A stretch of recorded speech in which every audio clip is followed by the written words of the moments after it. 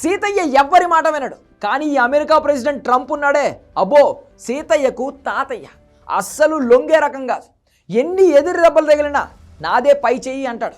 ఏదో ఒకటి మడత పెట్టి చావగొడతాడు. లేటెస్ట్గా టారిఫ్లపై అమెరికా ఫెడరల్ కోర్టు సంచలన తీర్పిస్తే కొన్ని గంటల్లోనే దాన్ని ఆపేసి caller ఎగరేశాడు Trump.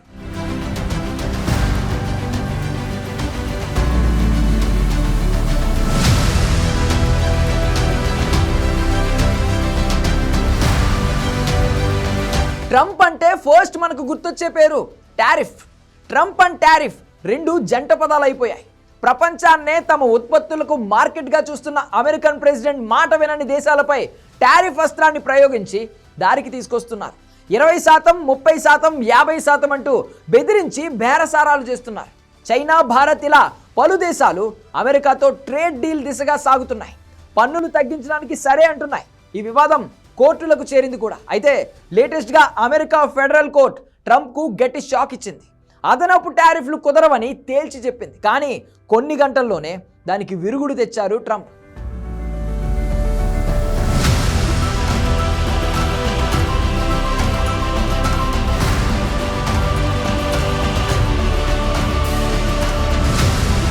America federal court ట్రంప్ను పిచ్చోడు అనడం మినహా మిగిలినవన్నీ అనేసింది.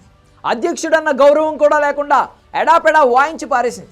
అధికారాన్ని దుర్వినియోగం చేసి అదనపు టారిఫ్లు వేశారని మండిపడింది. జాతీయ భద్రతకు ముప్పు కలిగినప్పుడే అధ్యక్షుడు తన అత్యవసర అధికారాలు వాడాలి. కానీ ట్రంప్ మాత్రం ఇష్టం వచ్చినట్లు వాటిని వాడి పరిధి దాటారని న్యాయమూర్తులు అభిప్రాయపడ్డారు. ఆర్థిక సంక్షోభాల సమయంలోనూ రాజ్యాంగానికి లోబడే నిర్ణయాలు తీసుకోవాలన్నారు. అలాంటిది ఇలా ఎలా చేస్తారని ట్రంప్ సర్కార్ను నిలదీశారు. ఇటు ట్రంప్ సర్కార్ మాత్రం తమ చర్యలను సమర్థించుకుంది. భారత్, పాక్లను ఈ టారిఫ్లు వాడే దారికి తెచ్చామని చెప్పుకుంది. చైనా కూడా దారికొస్తుందని వాదించింది. అయితే వీటన్నింటినీ ట్రేడ్ కోర్టు తోసిపుచ్చింది. 10 రోజుల్లోపు టారిఫ్లపై తామిచ్చిన ఆర్డర్లను అమలు చేయాలని ఆదేశించింది.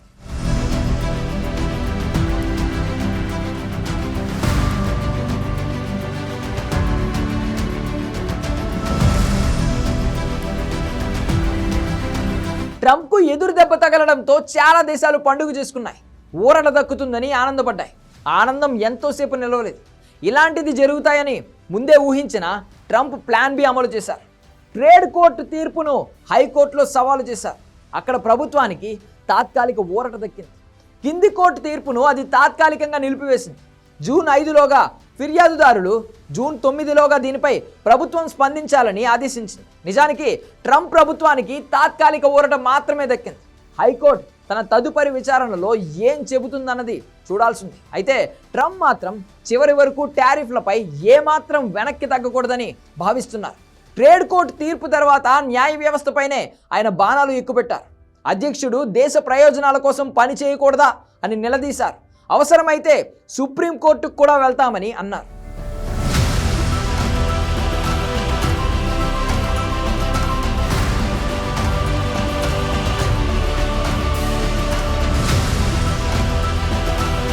టారిఫ్ల విషయంలో ఫెడరల్ కోర్టు చాలా స్పష్టమైన ఆదేశాలు ఇచ్చిందని చెప్పాలి.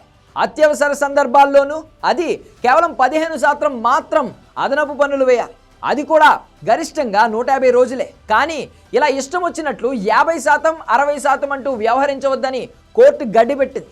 నిజానికి ట్రంప్ మొదటి నుంచి ఈ విషయంలో ఇష్టం వచ్చినట్లే ప్రవర్తిస్తున్నారు.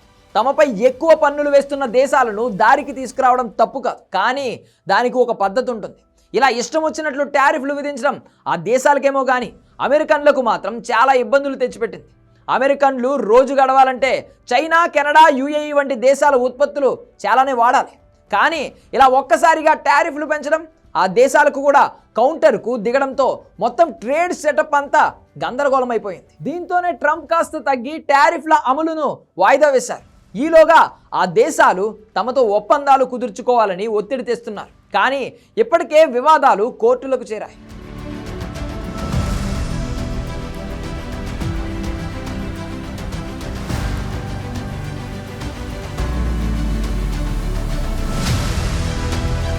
తదుపరి విచారణలో పైకోర్టు టారిఫ్లను తప్పుపడితే మాత్రం అది ట్రంప్ సర్కారుకు గట్టి ఎదురుదెబ్బే అవుతోంది. కింది కోర్టు చాలా వాల్యుబుల్ పాయింట్లను లేవనెత్తింది. పైకోర్టు దాన్ని కొట్టేయాలంటే వాటికి సమాధానం చెప్పాల్సి ఉంటుంది. పైగా ఆ తీర్పుతో ట్రంప్ టారిఫ్లు కోర్టుల నుంచి తప్పించుకోవడం అంత ఈజీ కాదని అర్థమైపోయింది. కాబట్టి పైకోర్టు తీర్పు కోసం ప్రపంచమంతా ఆసక్తిగా ఎదురుచూస్తోంది. ట్రంప్ మద్దతుదారుల్లో కూడా కొత్త టెన్షన్ మొదలైంది. కోర్టులను కాదని ముందుకెళ్తే రాజ్యాంగ సంక్షోభం వస్తోంది. ఇది ట్రంప్కు కొత్త కాకపోయినా దేశంలో పరిస్థితిని మరింత దిగజారుస్తుందని ఆందోళన నెలకొంది. ట్రంప్ కోర్టులతో ఘర్షణాత్మక వైఖరిని కోరుకుంటే మాత్రం అమెరికా మరో సంక్షోభాన్ని చూడడం ఖాయం.